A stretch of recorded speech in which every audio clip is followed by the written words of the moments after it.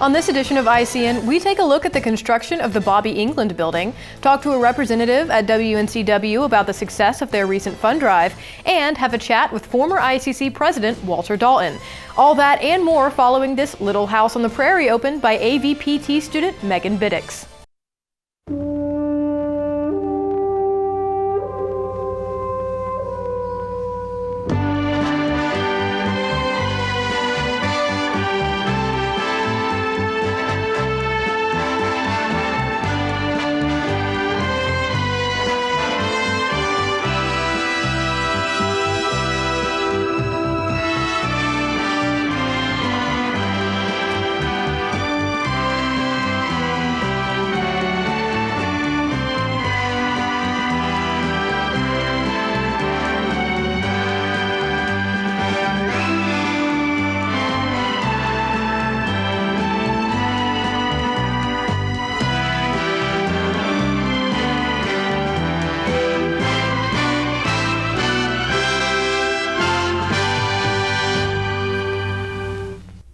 Hello, welcome to this edition of ICN. I'm your host, Molly Maddox.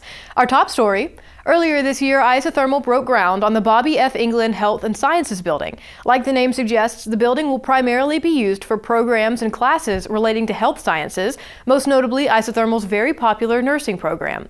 However, the building will also be open to the public, including an event space which can hold approximately 60 people. The building was mostly funded through the North Carolina legislature, but also the Rutherford County government, as well as donations from local businesses and individual donors. We can expect the Bobby F. England building to be fully operational by the beginning of the spring semester of 2027. Residents of Spindale turned up in droves to the grand opening of the North Slope Skate and Ride Park that took place last Thursday. Thanks to a donation of land by Spindale United Methodist Church, the town of Spindale hopes to provide a fun outlet for young and old thrill seekers alike. But this park is the result of a collaboration from our town staff, elected officials, designers, builders, and so many passionate residents and organizations who believed in creating a safe, welcoming space. On behalf of the town of Spindale, we are proud to welcome you to the North Slope Skate and Ride, a new cornerstone for our community, for our community's future. Thank you for being here and to celebrate with us. To our young riders, this park is yours. WNCW is a public radio station located right here on campus at Isothermal. Being a public radio station, WNCW relies on funding from listeners and local members of the community. Twice a year, WNCW hosts a fund drive to ensure that their unique content stays on the air. Last week saw another successful fund drive. All told, we raised over $300,000, which is incredible. That broke our record. About 75% or thereabouts of what you hear on WNCW is original programming that's made by people that work here. But a lot of the money goes towards just keeping people employed. We'll have another fund drive in the spring, like always. That'll probably be in March or April. We don't set that date until a lot closer to when the fund drive happens. We never really stop fundraising. And online at wncw.org, people can make a one-time donation. They can become what we call a sustaining member, which is a little bit like a subscription to WNCW. As we say, stay tuned. Here are some upcoming events to keep an eye out for in Polk County. The 13th annual Run for Outreach fundraiser is happening on November 15th, starting at 8 a.m. and will be held at the Tryon International Equestrian Center. The event will feature the Tryon Half Marathon and the Fall for the Foothills 5K.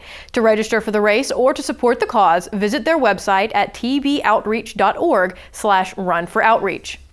Polk Baptist Association is hosting an Operation Christmas Child packing party and outreach event for the community on November 8th from 9 a.m. until noon at Stearns Park.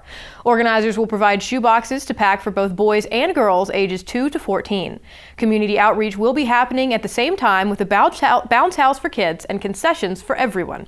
For more information, you can contact Polk Baptist Association at 828-894-3787 or also cbpa@windstream.net.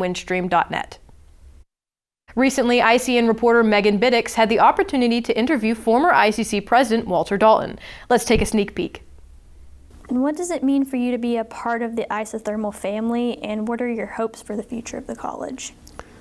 Well, it means a lot because they are family, and they're there to support one another, and they're there to support the students. And that's what's so beautiful, I think, about the community college system as a whole. I think it's more a more hands-on setting with the students, and they get to know the students better than a lot of four-year schools. So you know, I'm very proud to be a part of that family. I still feel that support from them, and anytime I come on campus, it's like old home week, and I enjoy that. As far as the future, I hope Isothermal will continue to serve students as it has in the past. It's one of the greatest community college systems in the nation, and provides so much opportunity, ties into the economy and workforce development more than any of the four-year schools, in my opinion. So I think the future of Isothermal, I think, is going to be great, and I think the future of this community will depend a lot on the success of Isothermal. If you want to see the full interview, go to our YouTube channel, Isothermal TV, and search for Megan Biddix Interviews Walter Dalton. That's all the time we have for today. Don't forget to subscribe to our YouTube channel or like us on Facebook at Isothermal Campus Connection. Thank you so much for joining us for this ICN. I'm Molly Biddix, and we hope that everyone has an awesome day.